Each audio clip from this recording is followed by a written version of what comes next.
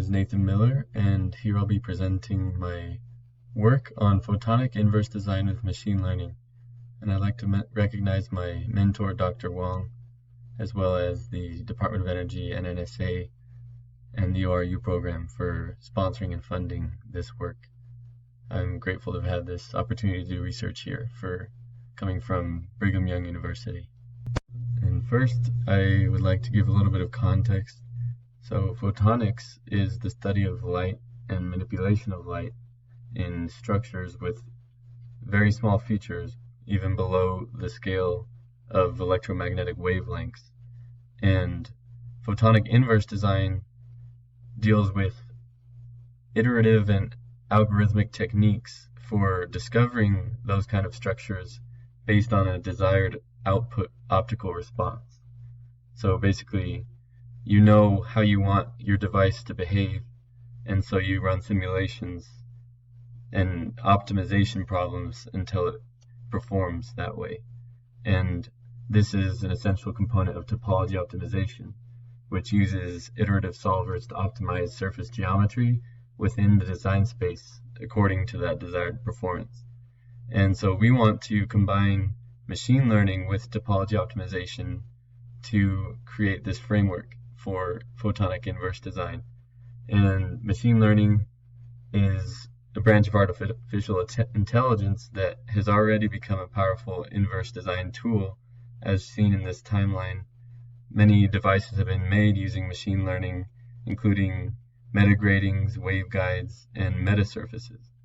And it has become a very powerful tool since it can reduce computational costs of iterative solvers, produce better output efficiencies, and make the devices more realizable. And so the goal is to combine topology optimization and machine learning to create a framework for inverse design. And we narrowed down to a kind of deep neural network known as a GLONet, or Global Topology Optimization Network, that is highly suitable for our purposes.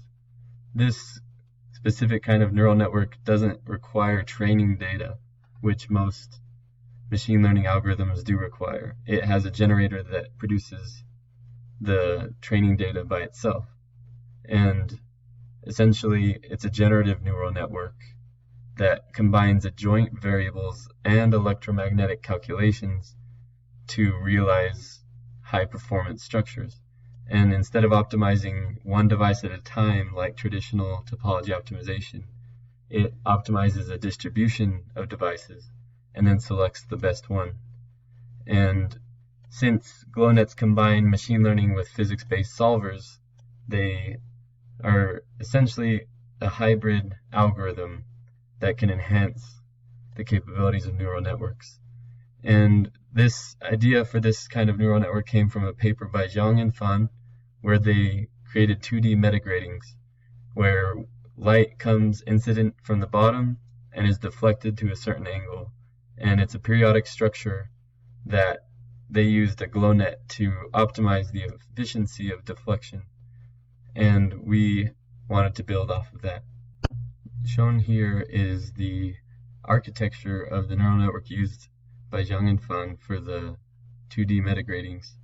And this is a representation of how it works. Essentially, it is a generative convolutional neural network with conditional device labels and a latent variable as inputs, and it outputs a distribution of devices, as was said before.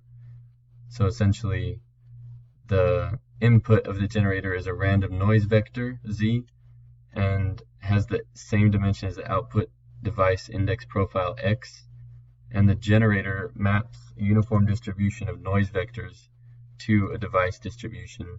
And then electric field profiles are calculated using forward and adjoint simulations to compute an efficiency gradient, and then the loss function uses the efficiency gradient to backpropagate and adjust the weights as more devices are generated in iteration.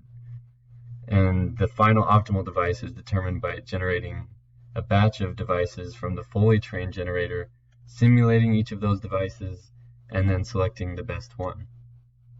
So now like to review how metagratings work and kind of the optimization objective.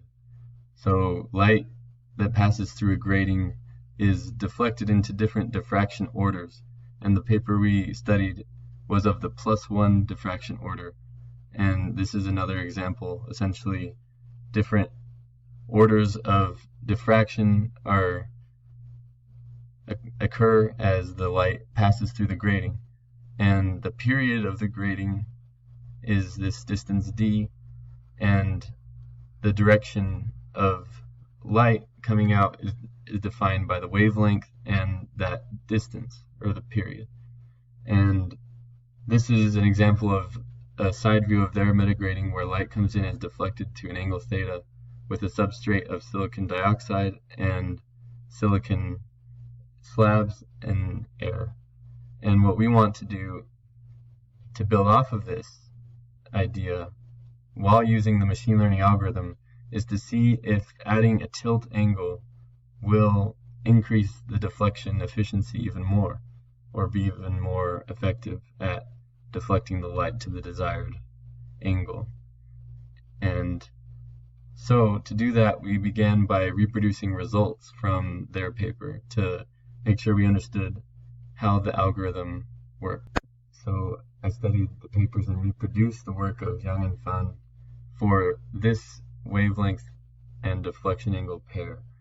And I had to install a MATLAB engine and run their GlowNet Python code in a virtual environment because the code combines RCWA electromagnetic solvers in MATLAB with the PyTorch machine learning library in Python to train the data and generate the distribution of devices. So in the results above, the network was trained in 1,000 iterations and used the trained generated data to output 500 devices for the given wavelength angle pair. And shown are 16 generated patterns. This is one single pattern, for example, and this is the results that they have with 8 patterns each. So essentially, as the network is trained, the patterns are gradually binarized to black, which most likely is air, and white, which is silicon. So building off of this, we created an algorithm to incorporate the tilt angles in the electromagnetic solvers that would eventually be put back into the machine learning code. So for this set of parameters with a thickness of silicon of 325 nanometers and a tilt angle of 20 degrees, we produce results such as these to find the efficiency and include this tilt angle and shifted layers into the algorithm. This is 10 layers, and as the number of layers is increased, the accuracy of the calculations and especially of the diffraction efficiency of the +1 order is increased as well as the runtime. So 200 layers seems to be a good medium. And this is a refractive index plot where 1 is the blue for air and 3.45 is for silicon, which is the red.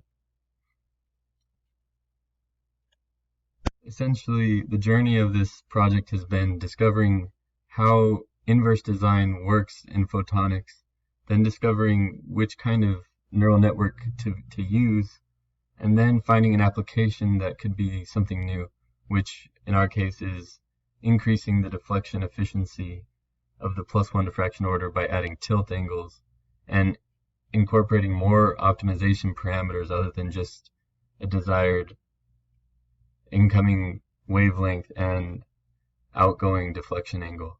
So now we've gotten pretty far, but we need to finish the joint simulation, which is the backward simulation part of the code, and then adjust the machine learning code to incorporate these new functions, which is simply just renaming some of the functions, and then writing code after that works to optimize for tilt angle and thickness, so adding those extra parameters.